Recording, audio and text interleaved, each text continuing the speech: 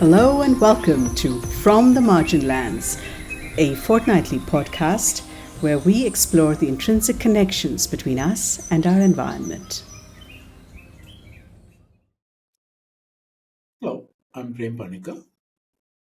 Hi, I'm Arti Kumar Rao. Welcome to episode 2 of From the Marginlands. This is, according to our run order, this is probably when we should be looking at headlines that caught our attention between the first podcast and this one. But as it turns out, what caught our attention is the lack of headlines.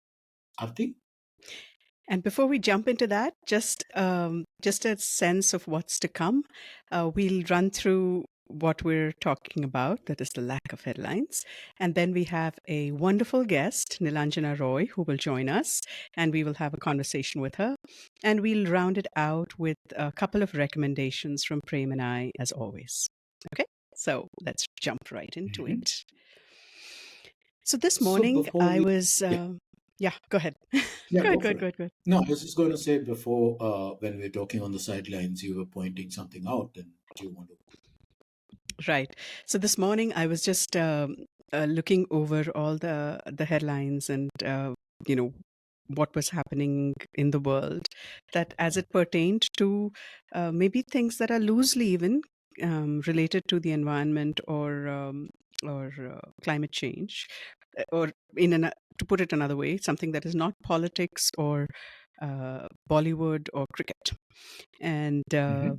I was I found myself going to down to earth. I went to scroll.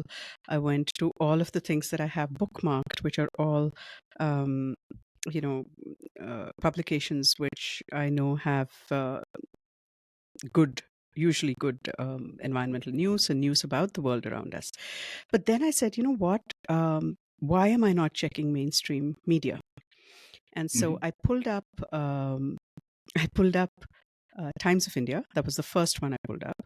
And then I also pulled up Indian Express, the Hindustan Times, uh, s- uh, Hindu, and Deccan Herald from India, and also Mhm. Dainik Bhaskar.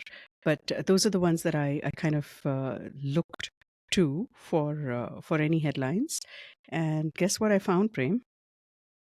Mhm. They don't. Many of them don't have. Actually, why not? Why don't I just show you?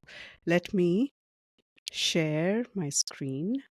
Pardon, because there's like tons of tabs that are open. But and I'm going to Yeah, I can share. imagine. Okay, this is going to be very meta in the beginning.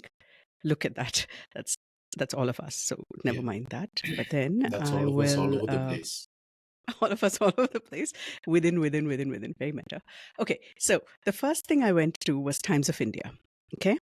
and I clicked on all the sections, and guess what? I was stunned. I mean, we always talk about the fact that mainstream media does not put any environmental news front and center unless there's an event that happens or some disaster that happens, right? There is no beat. But I didn't realize that the Times of India doesn't even have a section, even deeply embedded somewhere far away. Nothing. Just look at it. Mhm.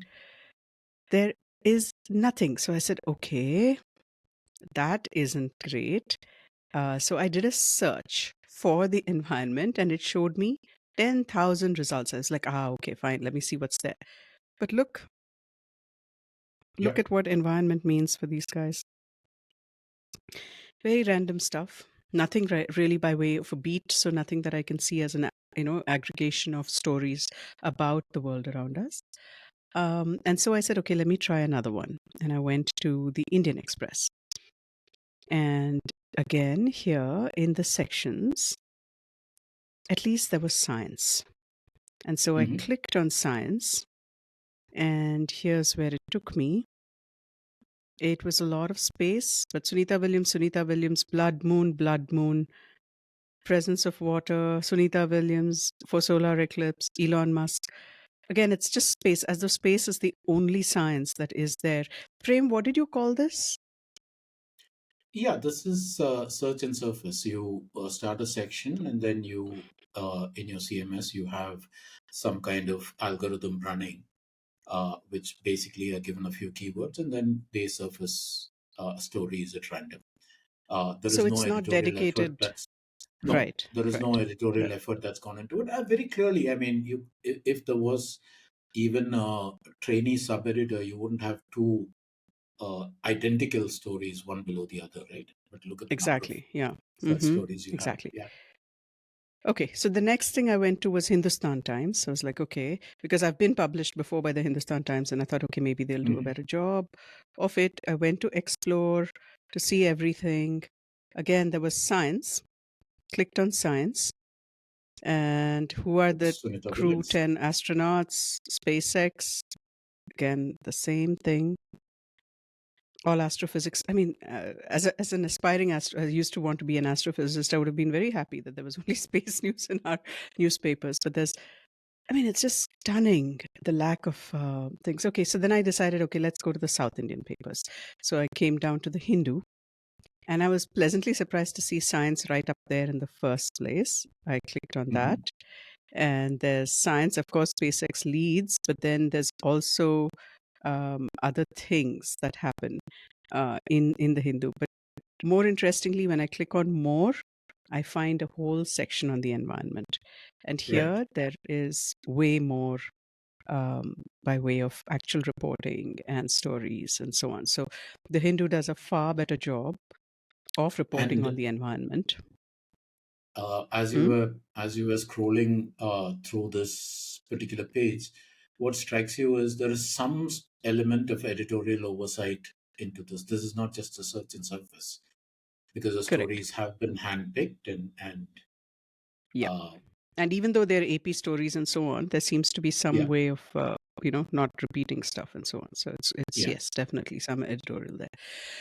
And then Deccan Herald. Deccan Herald also, when I went to, I had to look for where the more was, but it's under here. And here again, there was, I think, science. Yes, science was there. You click on science, it goes to some news, space news, and then there's a whole section on climate and the environment. And so, again, Right. here there are various stories which are not repeated. Indian, non Indian, international, everything. So, not too much, but it's there. Um, I did go to Mint, there wasn't much here.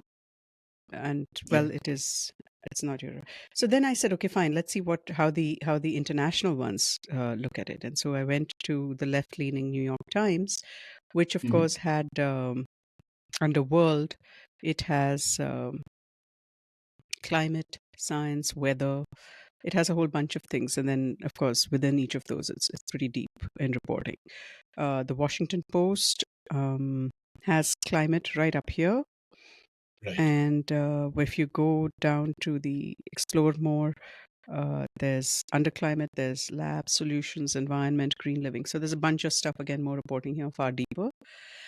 Even the right leaning, I went to Fox, they have a whole section on environment, global environment. Of course, the spin is very different, and, Hmm. you may or may not agree with how they spin it, but it is there, and they do devote some ink to the environment. The Wall Street Journal, surprisingly, has a section on the environment, and it doesn't seem to be just the spin. There Correct. seems to be interesting. There seem to be interesting articles here. So left and right both seemed to have dedicated environment sections. Hmm. And so it kind of, I felt a little bad that our mainstream media, other than the southern newspapers, the two that I checked, it isn't by no means exhaustive, that there are, I mean, and then, all right, to round this off, I went to our community, Hmm. and we have about 450 people on a WhatsApp group, random, only women, this one. And I did a poll, a quick poll, putting up all of these newspapers, Indian newspapers, and saying, what do people read? Um, I got about 10 to 15% to respond. So about a Mm. total of 55, I think, responses so far, or 60 responses. And of course, not statistically viable or anything, but just as a dipstick, um, most of them read the Times of India. Mm. And the next most popular was the Economic Times, which is also the Times. And so the Right. same kind of editorial. And and then it goes down. There are a few that read the Hindu and the Deccan Herald, like only 6 out of the 56 that responded, and then 3 of them read Scroll. And so I was just thinking, how can we talk about awareness if the main thing that people read every morning has no mention of the stuff that affects our lives directly, in so many ways. I don't know. I was a little stunned. Maybe I should have known this. I kind of knew it on a subliminal level, but I didn't realize that it was so in your face. The ignore the ignoring of something like this. Yeah, if you remember when we were working on the intro for this, and when we were talking about why we feel it's necessary to do what we've just set out to do, this podcast. One of the things that we talked about was the shrinking space for environment. I was the one who said shrinking space for environment. I think actually the space never existed, and uh, which is one reason. And this is not to promote the podcast, because I don't see how the two of us, with all the other things that we do, are going to fill this gap. But the gap exists, and it's it's a dangerous gap because, I mean, going by every single indication, it is climate change, it is the environment that is going to incredibly severely impact our way of life. In ways that you cannot even quantify, in ways that you cannot even numerically enumerate. And yet there is nothing, there's nothing about any of this. There is no will, there's no inclination, there's no resources going into it. Yeah, it is both startling and tragic, I would Tragic, really. Because, think. I understand there are a lot of people who roll their eyes when we say environment or climate change. But what does that really mean, right? It means food security, it means water security. These things affect us. I know these same people who read the Times of India and stuff like that in my community scream hell and high water when the air quality is bad, or when the water is not coming in, or when we need to buy tanker water because our bore wells have run dry, and so on. These are real problems and they affect everybody. And of course, we scream when it affects us, but it behooves the journalism to be on top of something like this. And I'm a little stunned. I don't know what we can do, like you said, but we'd love to hear from our listeners. Maybe maybe an interstitial episode with just a rundown of headlines from around the world that are pertinent, if we can find any. We'll have to go to Down Mhm. to Earth. We'll have to go to the Scroll. We'll have to go to some of these outlets which actually pay the Hindu, which pay mind to some of these issues. But it's stunning because I can only imagine how many stories are not being covered. Yeah, and you know, again, I know your community. I would expect that they would be involved in things that have an economic consequence. You pointed out that the Wall Street Journal has an entire section on climate change with subsections, etc. The other thing that I constantly refer to, in fact, I subscribe to that newsletter, Bloomberg Green. Bloomberg, which again is a financially focused media house, has deep reporting on the environment. They look at the consequences, and they're not just looking at the financial consequences, they're looking at lifestyle consequences, they're looking at all the things that you were talking about. How are people going to cope with the kind of temperatures that we're talking about? Again, this year is supposed to be to break all records as far as temperature is concerned. They look into the water issues.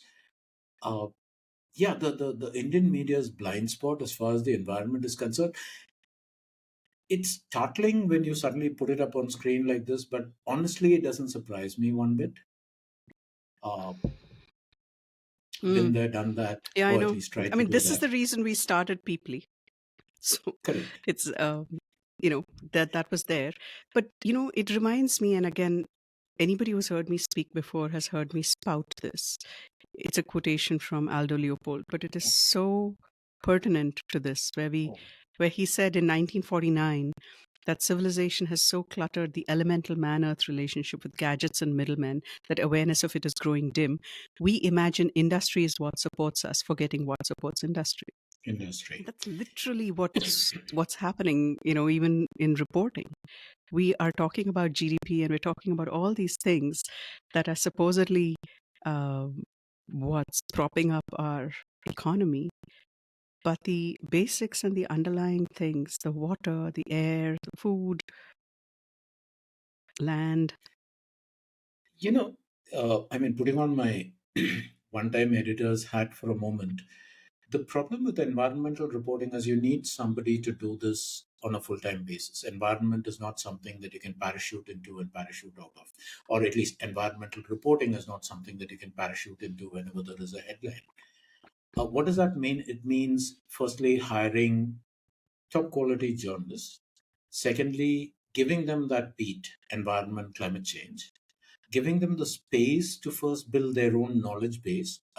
You know this. If anytime you are a beat journalist, one of the first things you have to do is actually build a base of knowledge to form the underpinning of the reporting that you're going to do, and that takes time.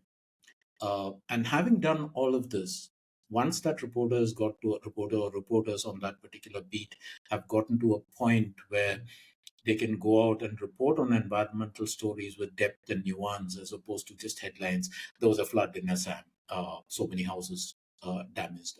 That kind of reporting means nothing. You have to look into the proximate causes. You have to. The thing with environmental reporting is the basic reporters are taught to ask the four W's and the H, right? Who, what, when, where, how. The thing with environmental reporting is the first question that you have to ask yourself is why?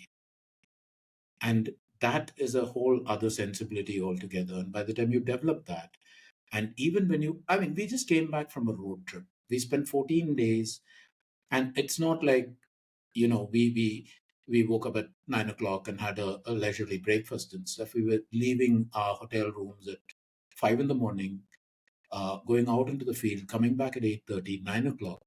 And we still have, and we concentrated on just a couple of places. And we have a superficial level of understanding. We were talking about it on the way back when we were waiting for our flight, that we need to go back to these places with, after having done some research at home, to further understand what's going on before we can even think about writing about it. The problem is that editors, and this has more or less been the case throughout, but post the arrival of the World Wide Web, the digital journalism and websites, it's become it's become the norm that the editor cannot conceive of a reporter who has gone out for 14 days, 15 days, whatever it is, and come back without a story. Mm. I remember when we worked, you mentioned Peoply. When we worked on Peoply and you did that story on the Thar Desert, one of the first things that happened, you said you were going to the Thar because you had noticed something and you wanted to figure out what it was. And I remember you coming back, telling me about what you had seen and what you'd observed and what you'd learned. And then telling me you have to go back again at least 4 to 5 times. You have to go when the land is being prepped. You have to go during the monsoons. You have to go immediately after the monsoons. Then you have to go in peak summer. And then you have to go again at a time when the water level was falling. It took a year. Which A newspaper is year and going a to half. allow you? Took a Yes, year and a half. Yeah. exactly. I forgot Yeah. the half. I think that's one of the things I blanked out. But for an editor to think in terms of, okay, I can have this reporter dedicate herself to a major story that will take whatever time it takes to gestate. It's not that all the stories you did took a year and a half, but they all of them took significant amounts of time. A significant investment of time, which also means significant investment of money, all of that, right? Editors can't conceive of that.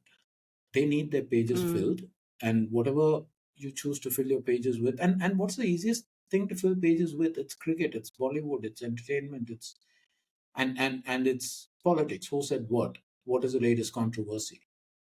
Uh, Hmm. so yeah, it's and I think at least independent journalists, there's so few of them doing this work because again, they too need to live and to dedicate considerable amounts of time to first understanding the environment and going out and exploring it. You know this probably better than I do. The first time you go into a space, it is not so much to get a story as to figure out what, if any, story exists in that space. And Yeah. then you're going back to figure out what the story is and how to report it and what you need to see and record and document and all of that. I don't see. I mean, you're talking about today. I don't see this changing. And it doesn't matter how critical the environment is for our well-being, for our collective well-being. This is not going to change.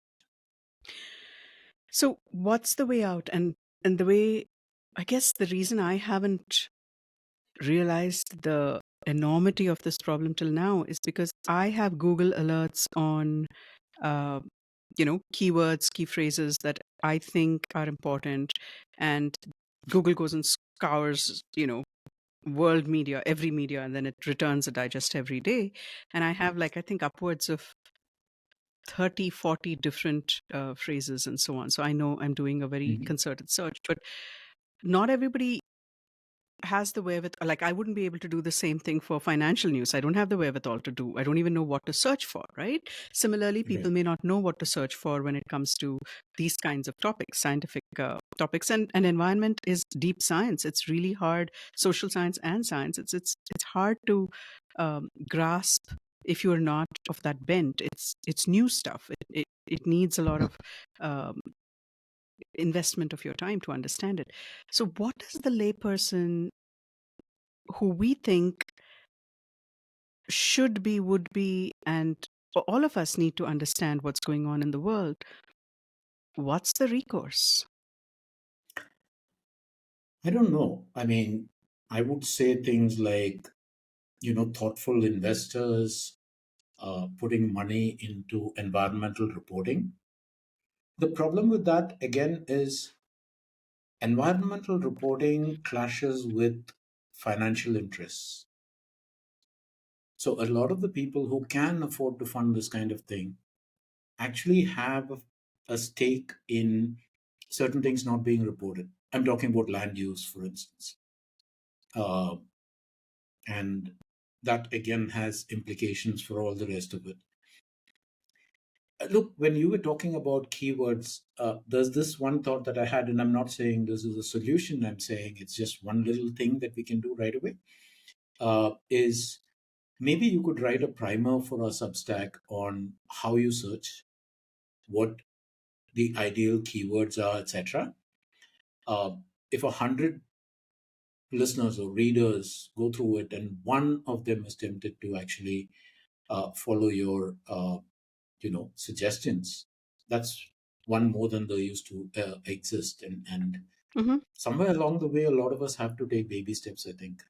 But Right, I have right. absolutely And no. maybe we don't have all the answers now, and as we go along, we'll probably be able to think through this more, and that's fine. But yes, Yeah, let's do and that. So, guys, yeah.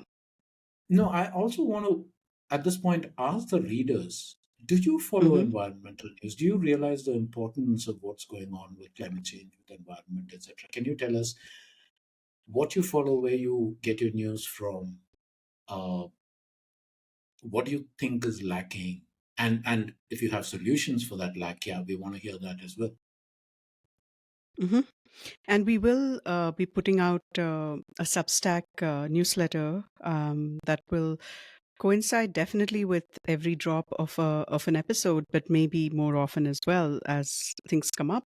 So do subscribe to that, and that is one way that you can stay in touch with the news. And maybe the way we can do that is in the Substack we do have a rundown of news with links so that you guys can keep up with at least what we think is important stuff.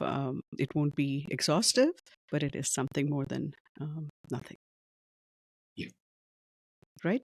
Great. So we are ready now for our guest, who is Hmm. Nilanjana. So let's get to that. Right?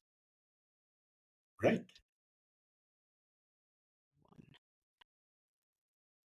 Not that this needs saying, but for the record, Nilanjana Roy has been a journalist and editor, is a journalist and editor, publisher, author of nonfiction uh, and fiction, fantasy first, and then a hugely acclaimed Black River, which is a book on Delhi. All of this is the official bio, and you guys know it as well as I do.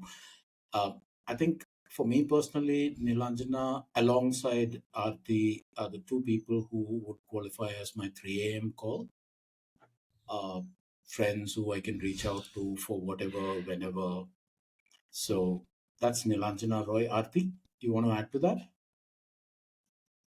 Oh wow. Nilanjana for me is a mentor, somebody I I'm a hugely look up to. tormentor, Huh? tormentor. There's a toe before that. Somebody I hugely look up to just because of how kind she is and how generous she is. Of course, she's a great writer. That's not even up to, any discussion. But this one, I just know that she's just so helpful and wonderful. And she is my official dropper offer at the airport in Delhi person.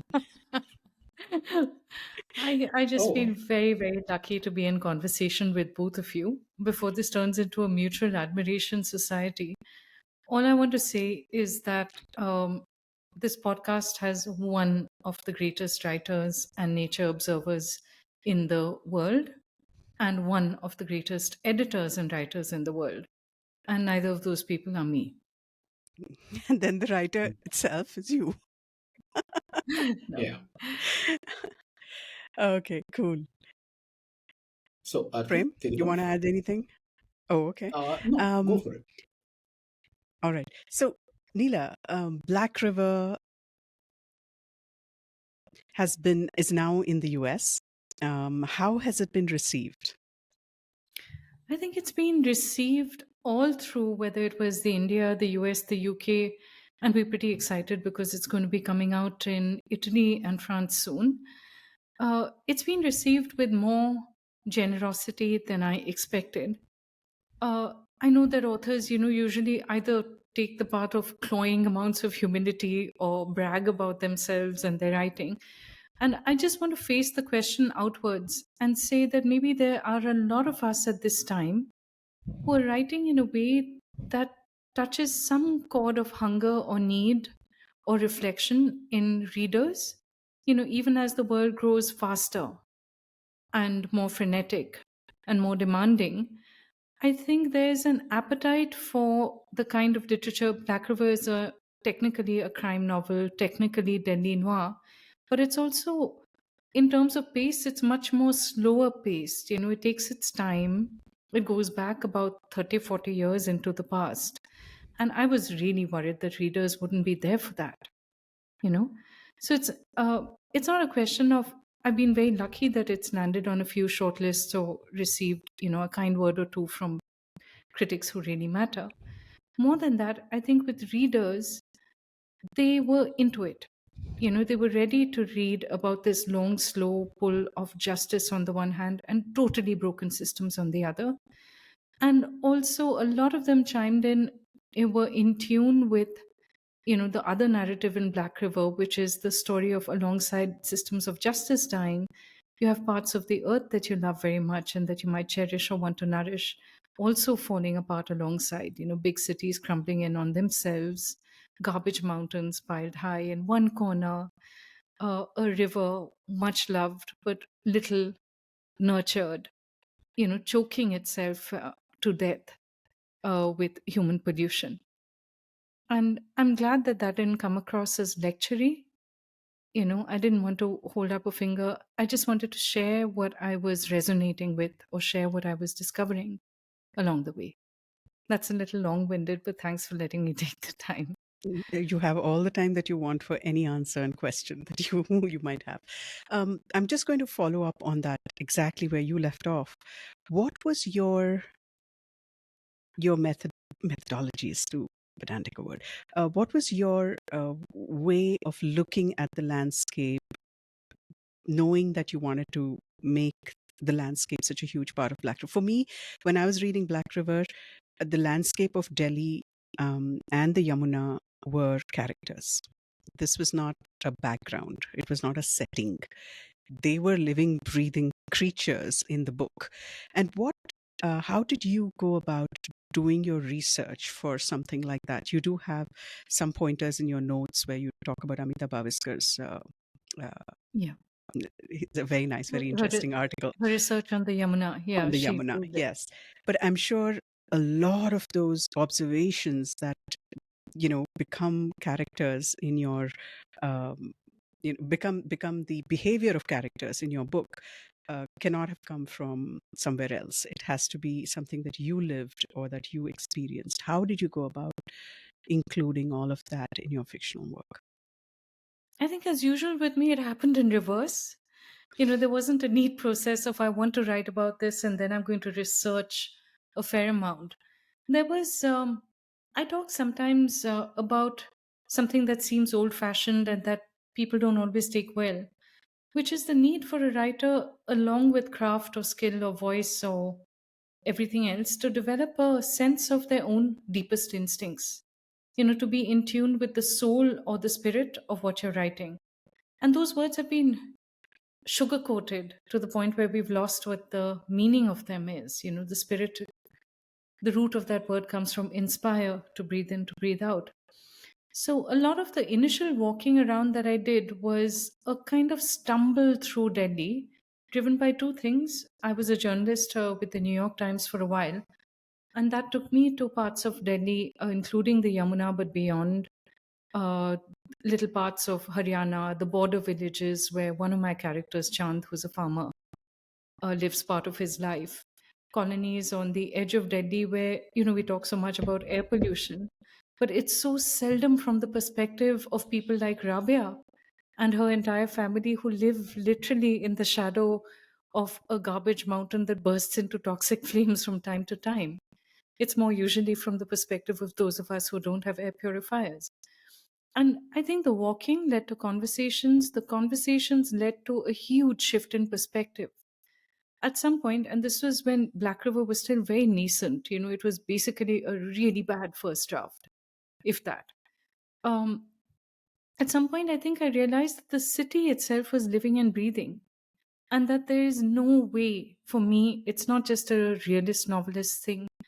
I think whatever landscape you choose, whether it's high fantasy or whether it's this kind of semi-realist deep dive into a city, that landscape has to be a character, and that has to be a character because everything in a city, don't live at a distance from it, no matter how much we might disappear into our WhatsApp messages on the phone. That becomes a kind of alternate landscape, but where we live creates who we are.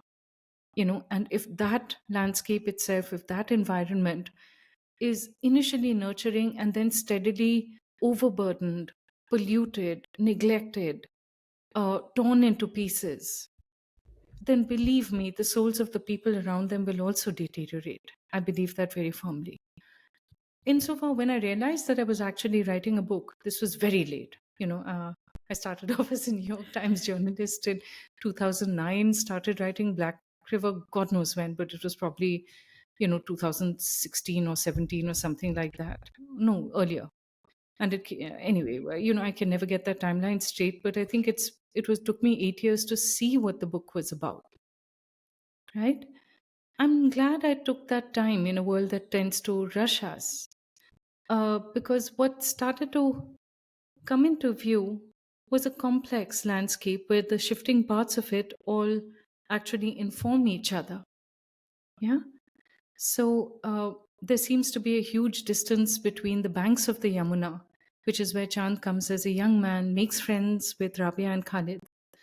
And for a while, no matter how harsh the city is, the beauty of that landscape, the everyday, um, that rhythm of living by the water, of being one little creature among us, other little lives, it is comforting and soothing.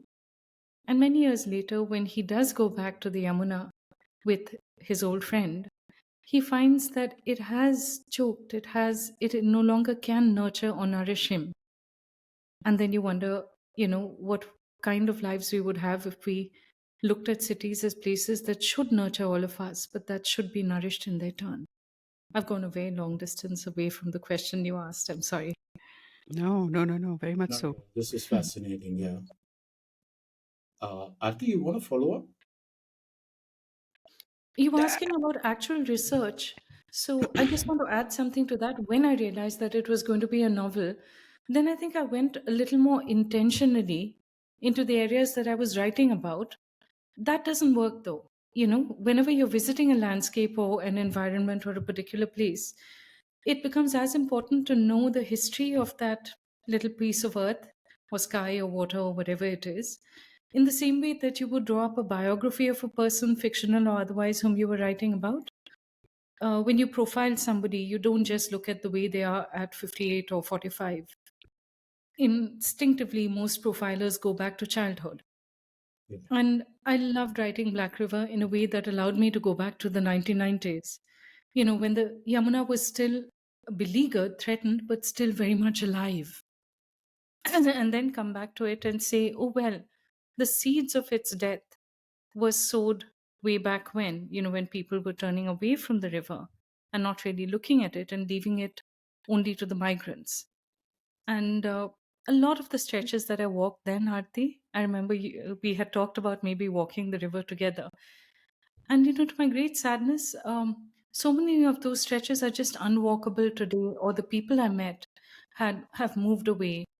Some went in the Great Migration that was forced on them in the COVID years. Some have left because the land is now valuable.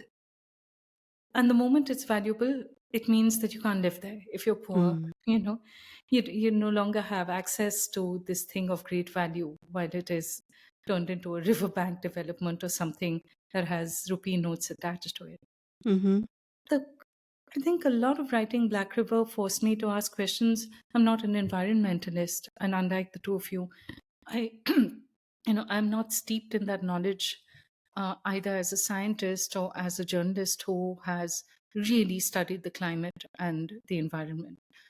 But a hidden question in there, along with the questions of justice, is what is it that we value, and how do we actually express that value in the little village where Chand comes out into Delhi and then eventually goes back as an older man.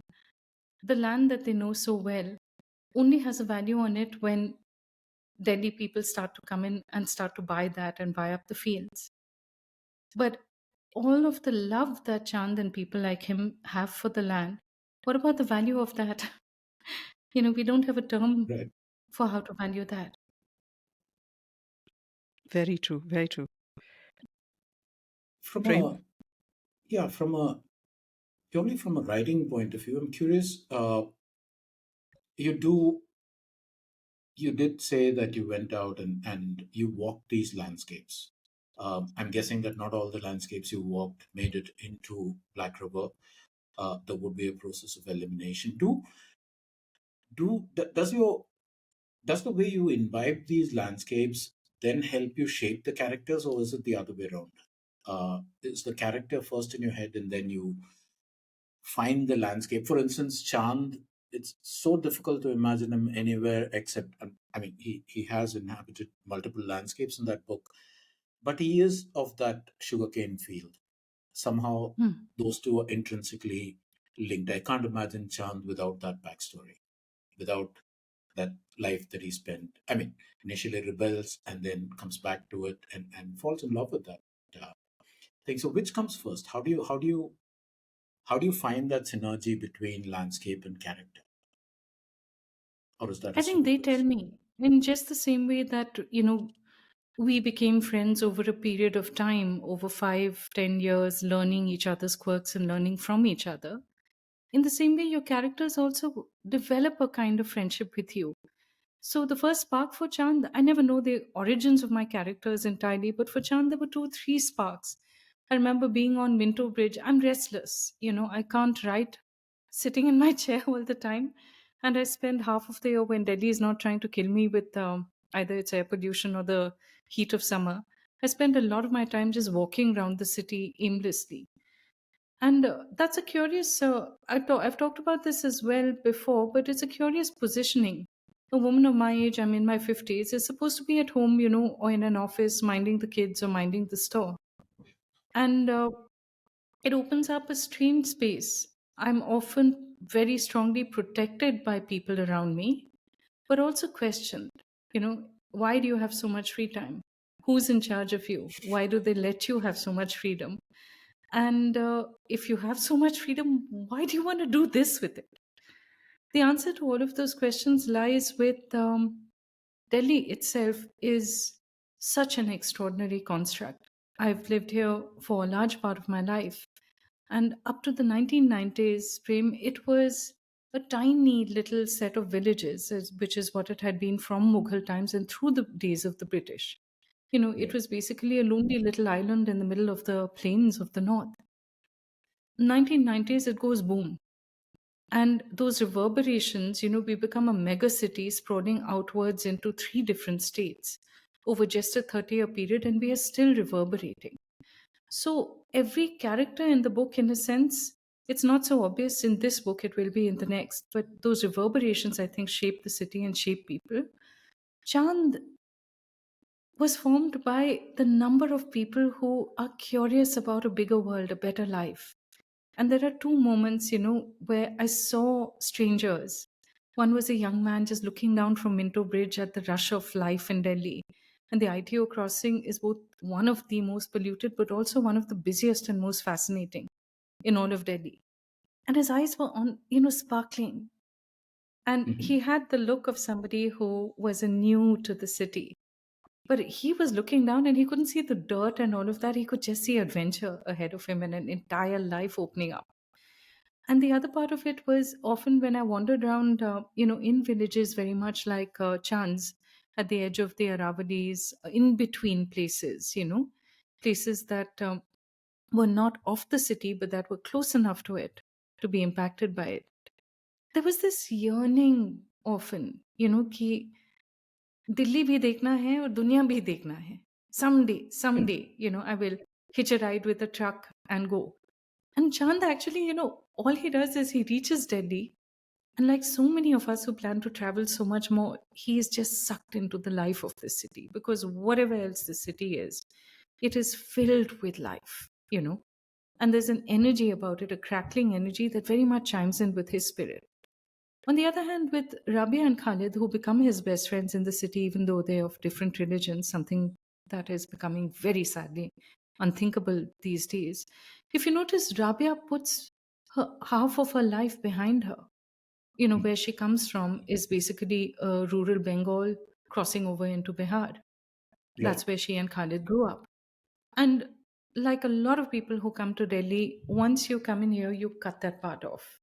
It nourished you, it shaped you, but you're here to escape whatever it is that you're escaping, you know, and you don't think about it.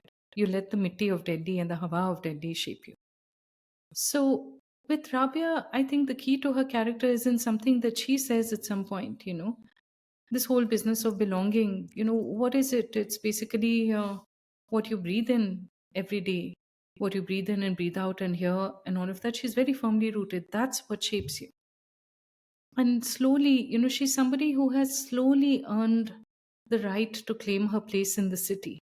And even when the city changes, even when it becomes more dangerous for her because of her religion, because she's Muslim, a Muslim widow living, you know, more or less alone with a grown up son, even then she will not allow herself to be pushed off because, in a strange way, all of this, her life on the banks of the Yamuna, her life later in Bright Dairy, they've shaped her, they've made her who she is, and you don't give up who you are that easily. I have a lot of respect for Rabia. Mm. I had a quick, Sorry, I'm uh, going too long on the answers. not at all. No, Please, there's no no, such this is thing. There's no. fascinating. That's the Yeah. wonder. That's the wonderful thing about podcasts like this. We don't have a time limit, so chill. Okay. You'll just Absolutely have not. to cut later on, slash. No, no, no, not at Yeah, all. But I had a question about a mechanical kind of thing. of course. You said you talked about the man looking down from the bridge, from Minto Bridge, with sparkles in his eyes. What when you actually saw him, did that go into your notebook? How did you capture that for later? If it's not intrusive and if people don't mind, I take a lot of photographs. I'm not a Mm, particularly good photographer, but I take that as journal notes. And then later, when I go back at the end of the day, I'll make a note in my journal. So all of that becomes an accumulation, and you never know. Maybe at the time, you don't even know why you're looking at somebody or why, that is so fascinating to you. And I think you use the word mechanical, it's not mechanical. I think a lot of what we are doing as writers is as organic as gardening. You know, there is a rhythm to it, there's a seasonality to it, there's the need to weed, there's the need to also sometimes take ruthless decisions and uproot what isn't working and replant. You know, so with that, I think for me, I look at the life in a scene. I try not to take too much. This is one of the few occasions where I took something from a real person, you know. But a lot of charm just grew in the silences that happen around writing. Yeah. A lot of Rabia, a lot of Ombir. Ombir is the policeman whom, Yeah. hasn't come in yet. I think when you quieten down and you're willing to look without judgment, whether it's at a landscape or an environment or at your characters, they tell you a lot. When you get yourself out of the way, then a lot is revealed. mm, But yes, I do take a lot of notes, probably 4 times as much as I need. But everything in life was not made to be productive, Aarti. Everything in life was not made to just be forced into this pipeline of productivity and all of that. I think what I developed over the years that I was writing Black River was not so much how to get it done. That's more a question of discipline and throwing the cats out of the room so that they can't play on your keyboard. Um, a lot of learning to write is just asking yourself why you want this flow of creativity to take the form that it does. And if you spend your life as a writer, then you're agreeing, in a sense, to spend your life partly immersed in life, without any filters against even the discomfort of it. And believe me, there was a lot of discomfort. One thing we haven't touched on is, the difference in class and background. And I remember when I was Mm. torturing Prem with multiple drafts of Black River, one of the great anxieties that I had, he was very kind, and he is, as you know, a fabulous editor with, that eye for and ear for everything. He's looking embarrassed. I think we should keep Extremely, going. This is a because productive. keep at it. Keep at it. Keep at it. No, but I'm not being fulsome here. Prem is really extraordinary in the sense that the kind of comments that he can give you when you're vulnerable, in between your second and third draft, for example. But what you're responding to is the life around you. And as a writer without self consciousness, you're trying to find that balance between the dance of observing, recording, letting that sit, and then creating something that is totally new and that is more than the sum of its elements. You see? Mm, And so, what you're seeking at the end of it is not so much the neat productivity of, I have a line of books, I have these awards, I have that fellowship. You are really seeking a way of living life, and a way of living your life through the years that you can then hopefully share with other people. You know, either mm, just if you're a reader, that's a fine way to lead a life. You don't have to be directly creative. You don't necessarily have to be an artist or a writer yourself, even though that's a very joyful way to live. As a reader, you don't just have to be a consumer, you have other choices. You can read with empathy, compassion, creativity. You can read with a vulnerability that allows you to be changed by a book. It doesn't have to be soulless. It's a very deep calling both ways, writer, reader.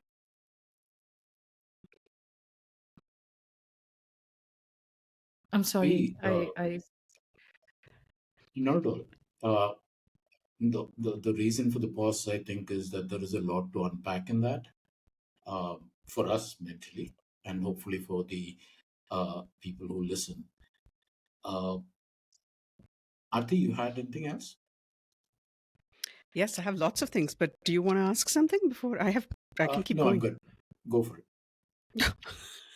Okay. it. Actually, I'd like to ask this is the last question. So why don't you go ahead with the Yeah, no. questions that you have? You talked about, you know, seeing various environments while this novel was in gestation. But one of the things from our occasional catch up chats and all of that is that you, in any case, uh, are very much in tune with. I hate using this particular phrase because we were talking about it uh, in the intro as well. We've gotten to a place where we say going back to nature, or exploring the environment. We've completely forgotten that we are the environment. It's like that old line about, I'm not stuck in a traffic jam, I am the traffic jam. Yeah. The same thing applies to Hmm. the environment as well, right? I mean, we are part of it. But having said that, I noticed that whenever uh, you want unfettered space for your creativity, whenever you want that sense of space and time, you keep vanishing into either the Himalayas or Corbett, or one of your preferred places. So this whole immersion in various environments actually precedes your life as a fiction writer, right? Was there some It sort of, does. I mean, historically, say childhood on influences that actually shape that? Because you don't go to explore the environment, you just go to be, and that's rare. Which is why I asked the Okay, question. that's a sharp question, and you're allowing me to get onto a couple of my hobby horses. Brilliant. The way that we're often told to apply nature is like, a virtual background or like a healing balm, forest Yeah. walking, etc. Um, you need to know what your forest is about to begin with. Arti knows this intimately. I mean, she's been through all kinds of landscapes and she walks with a combination of fearlessness but also deep respect, you know. Um, I think the first thing that I learned about nature when I was a very young child, I've been city bred all through. But I had some of that Bengali gene, that takes you towards the wild places. Can I read you something? I was Yeah. just reading Brilliant. Tagore's Noko Dobi, no, Noko Dubu. I know that by heart. Yeah, and this was, Yeah. just before this started. I had to look up the Bengali side of things, Mm-hmm. the Bengali translation, so that I could share this with you. Mm-hmm. Now, Tagore was a man who lived about a century or so before our time. Mm-hmm. But again, his eye for where is this now? I'm just going to keep talking while I find until I find it. Hmm. Yeah. Of course. His eye for a landscape was so sharp, and his understanding that a landscape was not, this simple thing, that you could go to for healing or whatever it is that we are seeking, but it was something that could be harsh, it could be destructive, one way or the other, it could be comforting, but one way or the other, it was going to just one sec. It was going to change you know. So from a very young age, Prem, I'm just going back to this for a second. From a very young age, I think I had the experience of moving out into strange places with my family, particularly with my father, you know. And one of the things that we learned is how to be in tune with your environment, how to kind of respond to it, but also let it shape you, and to respect its tougher side. Here we are with Tagore now. The boats went on. An empty expanse of lowland stretched out on one side, while the bank was high, though broken in parts, on the other. The moon rose through the haze, but it was as blurred as a drunkard's vision. I'm just going to break in here.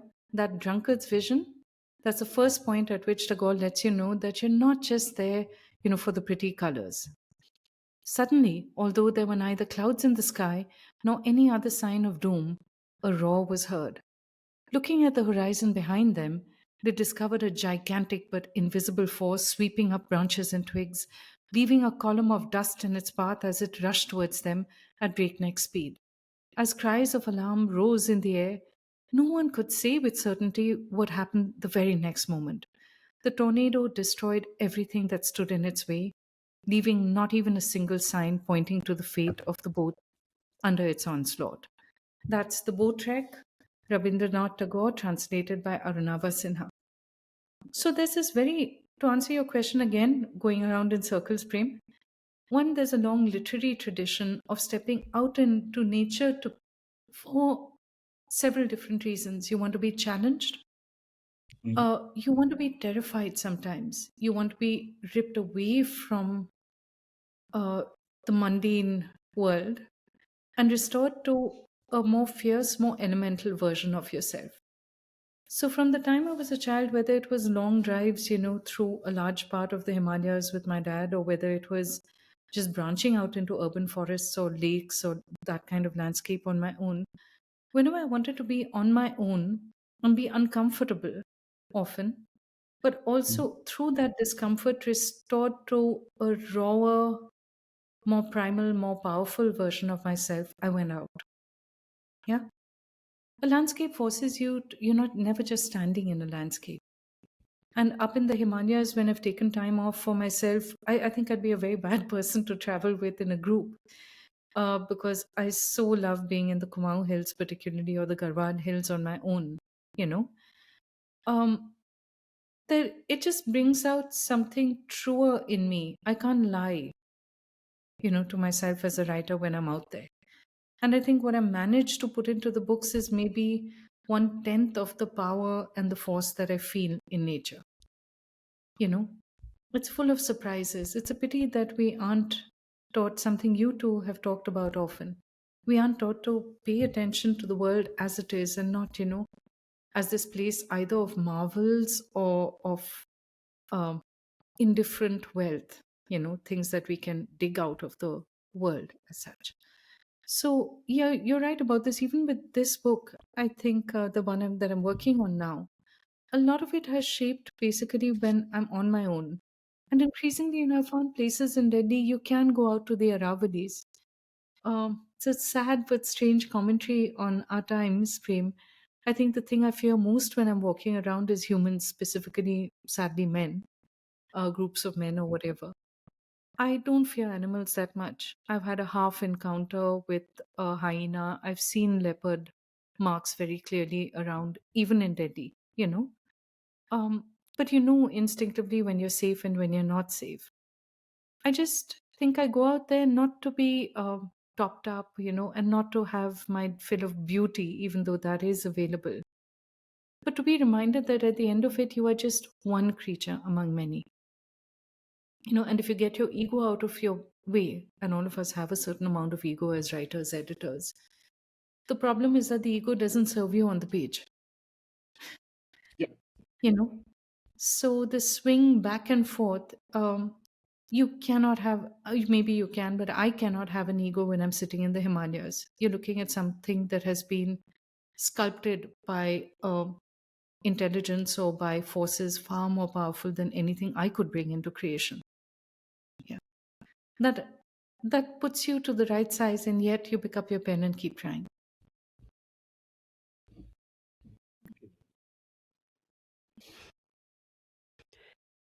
Arti, you've been sitting on that So, question for quite some time. yes. Um, as you know, Neela, I have come around to writing fiction after, well, I'm still writing nonfiction too, but I'm finally actually doing it every day. You'll be very proud of me. Fantastic. But uh, the question I had is something that, earlier in this call, we were looking at newspapers, Prem and I, and, you know, paper after paper, paper after mainstream paper, there is barely any reference to or mention of or mind given to quote unquote environment, which is basically everything around us, right? The world around us. There's a lot of Bollywood, there's cricket, there's of course politics, and there's a lot about space and some maybe science. But how our environs affect us, or how we um, affect it, that interplay, that elemental man earth relationship, as Aldo Leopold put it, there's very little of it. There's definitely no beat. Okay. And my question then was, how do we as writers, how do we as commentators on life as it is, as it was, history, um, the current milieu, everything, how do we bring something that is so important, because everything is connected, and uh, why we find ourselves in where we are, the place, the predicament that we are in today, is because we've kind of lost sight of those connections. How do, and you do it so well in your book, how does a fiction writer, what is the place of fiction in bringing this front and center in our psyche, and where do you see the future of I wouldn't say fiction, but future of writing? What role does it play in this, or do you think that that's not what it's supposed to do? Fiction is life giving. Fiction is life giving. Storytelling is older than the markets or, you know, capitalism. And I remind myself of that a lot of the time, because in this world that we live in, there's so much pressure to be successful, there's so much pressure to be productive, there's so much pressure to have your worth measured by things, by what you have in the bank or what possessions you've accrued around you. So, to begin with, if you decide as a human being that you are going to spend part of your life with writing, whether it's creative fiction or creative nonfiction, I don't make a distinction uh, that much between the two. One brings the imagination to the fore more strongly than the other, but both are basically ways of shaping reality, creating different realities, and inviting people to use their own imagination or to look differently at what they have around them. The environment used to come up in three ways, and only those three ways by and large in news reporting or newsrooms in India. One was through travel writing. Maybe one of the things that shaped me was fortuitously writing for Outlook Traveler when Kai Fries ran it. And, that got me out back into my own country. And when you start to do that, particularly when you're traveling with photographers, some of them immensely gifted, like Prashant Panjia, you start to see the world also through the eyes of somebody who's more visual than verbal.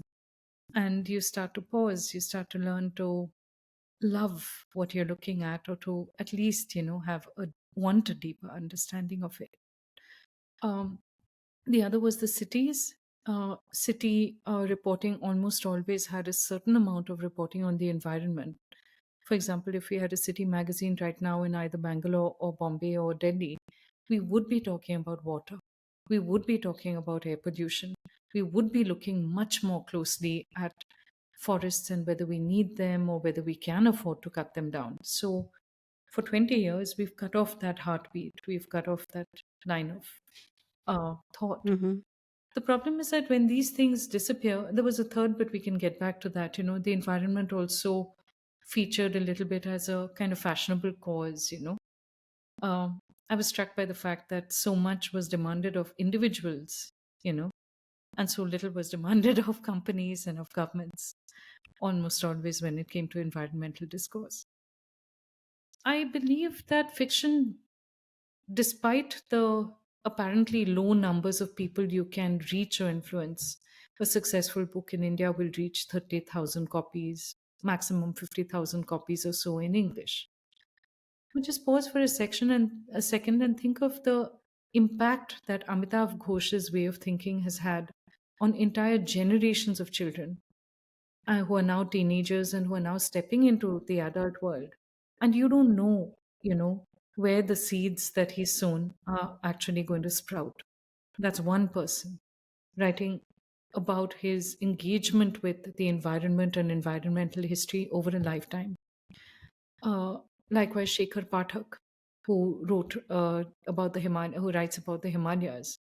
He shaped a way of thinking about mountains, about that terrain, those landscapes.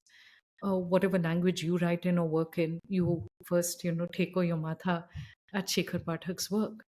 Mahashweta Devi, who wrote about rural Bengal, both through a network of relationships, but also through the land and its rivers, and the heartbreak of one was the heartbreak of the other. Fiction has a power and a resonance because it takes time, it takes concentration, and it is deeply nourishing and deeply unsettling at the same time. So I would say that in a world where we are trained to, measure our output or our impact immediately, fiction can seem like the least important of things. If you're willing to look away from that paradigm and just look at, you mentioned connections.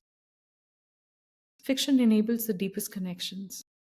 And fiction allows you, most of all, to grow a community, a lasting community, not just of readers, but of people who may not meet each other, but who are on the same wavelength.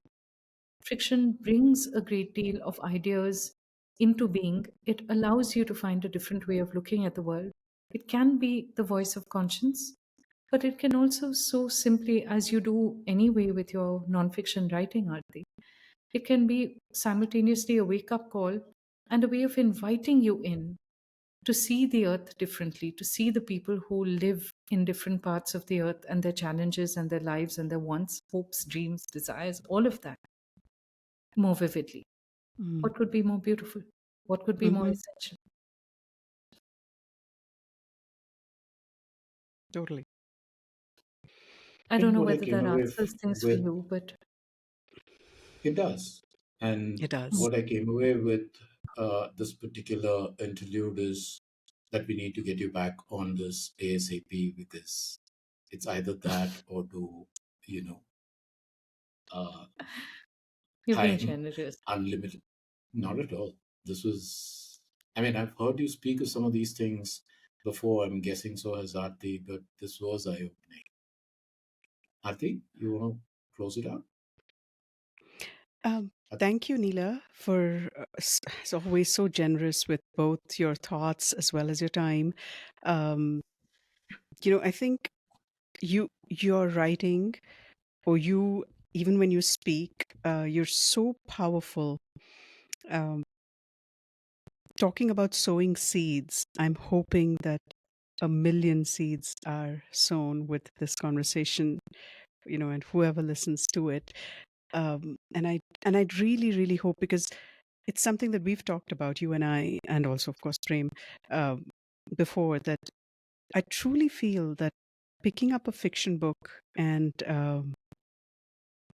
the themes that it might touch upon, but in ways that you don't even know are being, touched upon. It's just so organic. It's so intrinsic to the story. That's what makes, something so powerful, and it stays with you, you know.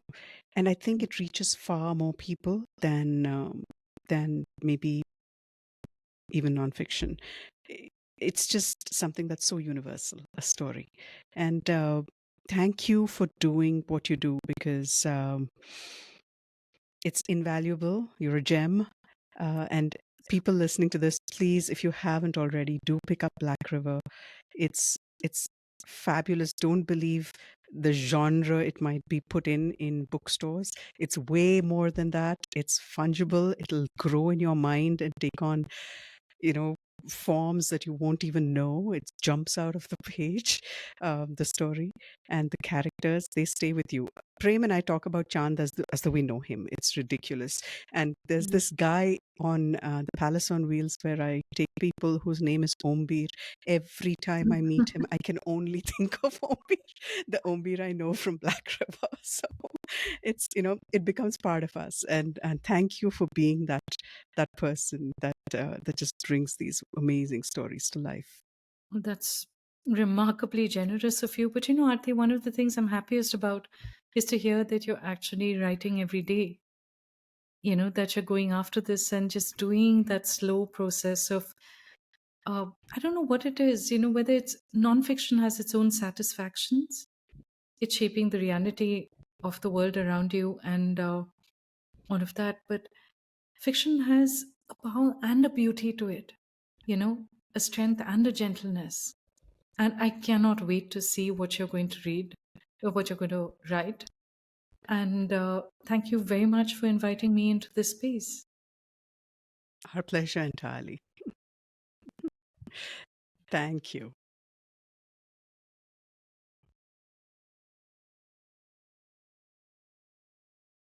Great. After that wonderful conversation with Nilanjana, we have a couple of what we're reading and what we recommend for the week. And let's have Prem go first. This is the second time you're having me go first, which is, I thought this whole thing was about turn and turnabout. But okay, since you put me on the spot, again, like last week when I talked about the Madhouse Effect, this time I'm rereading a book which is very basic. It's called The Uninhabitable Earth by David Wallace Wells. And basically, it's one of those books you want to read if you want to get up to speed with the sheer enormity of the climate emergency. It's a brutal portrait of, in a sense, it's dystopian. It is a look at what our future lives are going to be if our present continues along the path that it is currently taking. One of the nice things that, and David Wallace Wells is a journalist, and he brings a journalistic sensibility to the way he's written this book. So what he does is, you talk about how much of reporting of the environment is about discrete incidents without necessarily connecting the dots. Paul talked about it, for instance, when on the previous episode. Uh, One of the things that David Wallace Wells does very well in this book is he looks at a series of disasters around the world, some of which obviously caught our eye, some of which flew under the radar a little bit, but then he makes connections. It's the classic, butterfly flapping its wings in the Amazon rainforest kind of reporting, where he shows you how all of this is escalating and where it is leading to. If you're being picky, you would say that okay, he's written this book, but he hasn't really proposed solutions. But I don't think that's the job of this particular book. This book is to inform us, and it's basically a warning bell about what's in store. Mm. So, yeah, that would be it for me. Mm. I'm going to go light. I'm going to recommend an essay. Mhm. This is an essay by Barry Lopez. It's included in his book of essays called About This Life. Yeah. It's an essay called The American Geographies. And if you do a search for the American Geographies, I think a PDF comes up as well online. And it's a very pertinent read because he talks about the importance of knowing local geographies well, and if you don't, and the perils of what happens if you don't. Basically, people, interlopers who can come and usurp the land with marketing dollars and stories and so on. But he says it in a way where it really brings the point home that, one river is not the same as another river. Each river is its own being and its own, each landscape is very particular to a place. It's particular to a people that inhabit that landscape. It's not interchangeable. And that, I feel, is such an important lesson for our times, because we seem to think that anything is everything and all of it can be interchanged and you can build anywhere and do whatever you want willy-nilly. And it comes home to bite you way down the road. It's a classic slow violence story, that slow violence being what the phrase that Rob Nixon coined. Um, but I think that one essay is something that everybody should read. It's beautifully articulated, typical Barry Lopez style. So that's my recommendation for this week. Uh, Links to all of what we've been talking about, not just in the book recommendations, but also from the beginning and through the conversation that we just had with Nilanjana Roy. All of that will be in the show notes below this, so check it out. Um, as always, hit the like button, hit the subscribe button, hit the like button if you like it. We're not looking for bouquets exclusively. You have criticism, comments, questions, whatever, it all goes into the comments field, and we do read and, to the extent possible, respond to all of that. We take your suggestions seriously. In fact, I think on our email, which is marginlands@gmail.com, I saw that one reader has already posted a suggestion about a topic that he wants a deep dive into. We'll get to that shortly. But yeah, we welcome your suggestions. Um, so yeah, go for it. Yes, and like Prem said, we will read everything. So, any comments anywhere, I'll be posting on Insta, Prem posts on X and LinkedIn. Anywhere you are, we're trying to intersect in as many places as possible. Let this be a dialogue. We'd love to hear from you. Do write in with anything that you might have any feedback, and we'll see you in 2 weeks. Take care. Thank you all for listening and stay safe.